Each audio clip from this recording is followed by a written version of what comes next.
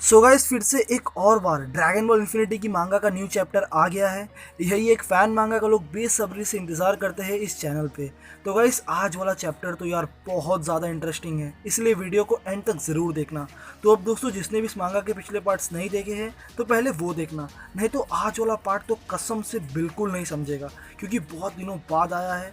मैंने सारे पार्ट्स की लिंक नीचे डिस्क्रिप्शन बॉक्स में डाली है, तो ज़रूर रिविजिट करना। तो अब गाइस बहुत हो गई बातें, अब जाते हैं अपने मेन वीडियो की तरफ।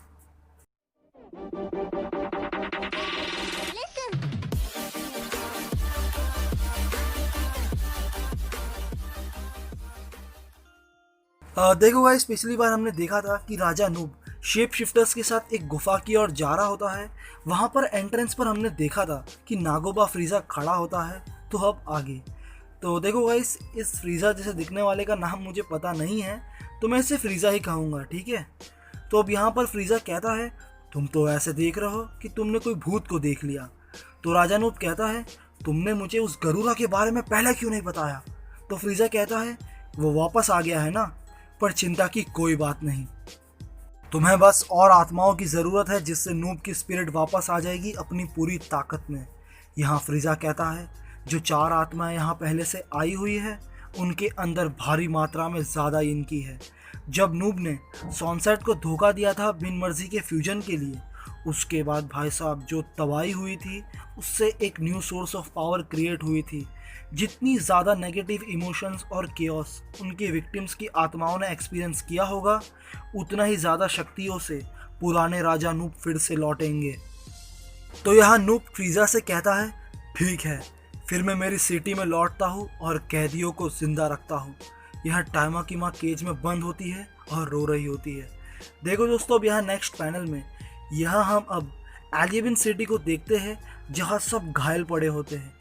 राजा उन्हें देखकर गुस्से में आ जाता है और एक पावरफुल की ब्लास्ट करता है सिटी में, जिससे पूरा शहर तबाह हो जाता है और उन सबकी मरी हुई लोगों की आत्माएं एक साथ कहीं जा रही होती है। अब यहाँ हम मिराई के शहर में देखते हैं कि रूसो अपने लोगों को लेकर एक ढाबे में जाता है। वहाँ पर सारे लोग देखते हैं कि यार ये तो वही है जिसे राजा नूब ने बहुत पहले भगा दिया था शहर से। यहाँ पर वो बंदा कहता है, आखिरकार वो दिन आ ही गया कि अब तुम्हें उस राजा की सच्चाई पता चल ही जानी चाहिए कि वो जैसा दिखाता है वैसा वो बिल्कुल भी नहीं है। जब मुझे भगा दिया गया था शहर से रेगिस्तान में, तब मैंने तय कर लिया था कि राजा नूब के चेंबर जाऊंगा। वहां मैंने देखा कि राजा नूब सो रहे थे अपने थ्रोन पर, और उनके थ्रोन के पीछे बहुत सारी बैटरीज थी जो उसके थ्रोन से कनेक्टेड थी, और वहीं से वो सारे शहर को शक्तियों से भरे जा रहा था। मैं गया राजा के पास और मैंने उसे उठाया, क्योंकि उसे ऑलरेडी पता चल ही गया था कि मैं यहाँ पर आ चुका हूँ। उसने अपना ताज निकाला और अपने माथे पर जो मार्क था उसने वो रिवील किया। उसके बाद उसने मुझे फिर से रेगिस्तान में छोड़ा कीड़े मकोड़ों को देने के लिए, पर मुझे मिराई ने बचा लिया। अब दोस्तों नेक्स्ट पैनल में हम देखते हैं कि टाइमा भागता हुआ आता है। तो उसे वो बंदा कहता है कि तुम कौन हो। तो सब उसे बताते हैं कि ये योकिना का अडॉप्टेड बेटा है। यहाँ रूसो उसे कहता है कि तुम काफ़ी अलग दिख रहे हो। तो टाइमा कहता है, मेरी माँ कहाँ है, मैं उन्हें सेंस नहीं कर पा रहा हूँ। तो रूसो कहता है, हमने उसे कई जगह ढूंढा पर वो हमें मिले ही नहीं। तो पीछे से वो बंदा कहता है, क्या तुम योकिना के बेटे हो, क्योंकि योकिना मेरी बेटी है। तो टाइमा उसे कहता है, क्या इसका मतलब बेचारी मेरी माँ हमेशा सोचती रही कि तुम मर चुके हो, लेकिन तुम तो यहाँ पर मस्त ऐश कर रहे हो। अगर तुम जिंदा थे तो आए क्यों नहीं उसके लिए। तो वो कहता है, कैसे आता, अगर मैं आता तो मुझे मार दिया जाता। तो टाइमा कहता है, मैं तो उसके लिए खुशी खुशी मर जाता। वैसे इसके लिए मेरे पास वक्त नहीं है। अब मैं जा रहा हूँ वो करने जो तुम्हें बहुत पहले ही कर देना चाहिए था। मैं जा रहा हूँ उसे ढूंढने।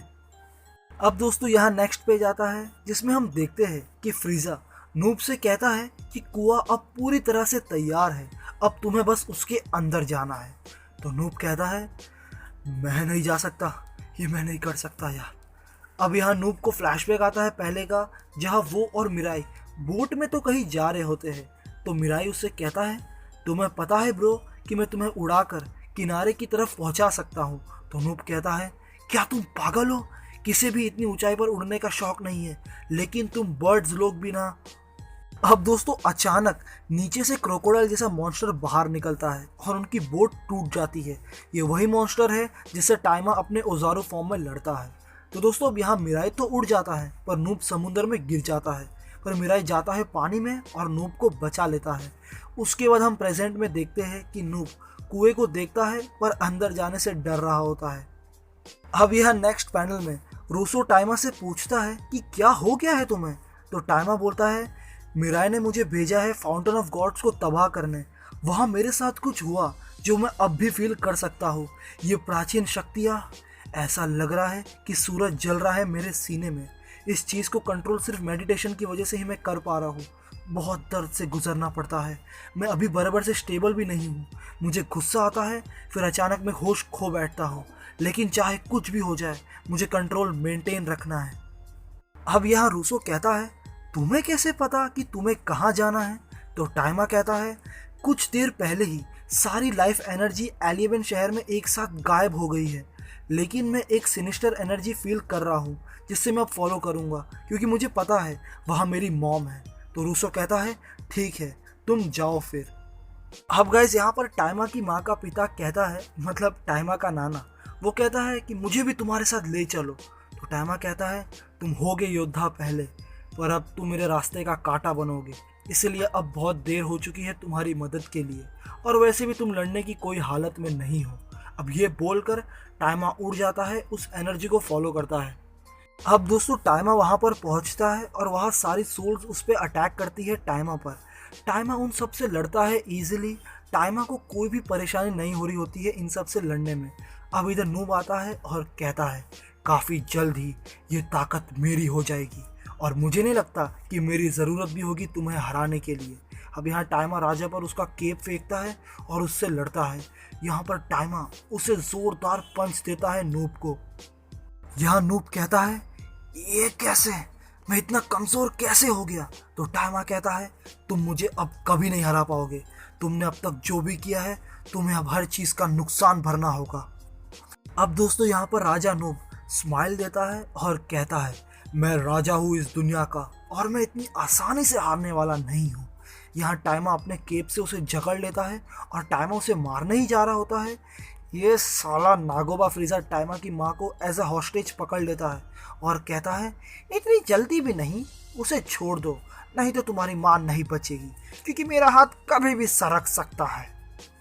तो टाइमा कहता है मेरी माँ को छोड़ दो। यहाँ टाइमा नूब को छोड़ देता है तो फ्रीज़ा कहता है नूब को बेवकूफ़, जाओ और उन शक्तियों को पालो, नहीं तो तुम कभी नहीं जीत पाओगे। यहाँ नूब कुएं की तरफ देखता है और आँख बंद करके सीधा डुबकी मार देता है वाटर किंगडम का पानी समझकर। अब जैसे ही वो गिरता है पानी में, ये पानी है या काला डांबर जो भी है, जैसे ही वो डांबर से चिपकता है स्पाइडरमैन 3 के सिम्बायोट जैसा, यहाँ पर राजा नूब ट्रांसफॉर्म हो जाता है एकदम स्ट्रॉन्गेस्ट काले भेड़िए में। आई थिंक ये पुराने राजा नूब का ट्रू फॉर्म है। यहाँ अब राजा नूब कहता है मैं वो बेवकूफ़ नहीं जिससे तुम अब तक झेल रहे थे, वो अब जा चुका है, सिर्फ उसका शरीर है यहाँ, वो भी अब मेरा हो चुका है।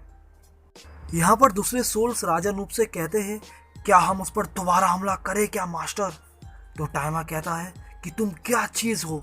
तो वो कहता है वो जानने की ज़रूरत नहीं है क्योंकि तुम ही जिंदा नहीं रहोगे, तुम्हारी आत्मा अब मेरी है। तो अब दोस्तों बस आज के लिए बस इतना ही। ये न्यू चैप्टर यही एंड होता है। इसका नेक्स्ट चैप्टर जब भी आएगा मैं बना दूंगा, तो उसका टेंशन मत लेना। तो अब दोस्तों वीडियो पसंद आया हो तो लाइक शेयर एंड सब्सक्राइब। तो अब दोस्तों मिलते हैं नेक्स्ट वीडियो में, तब तक के लिए बाय बाय, सायोनारा, आरिगातो।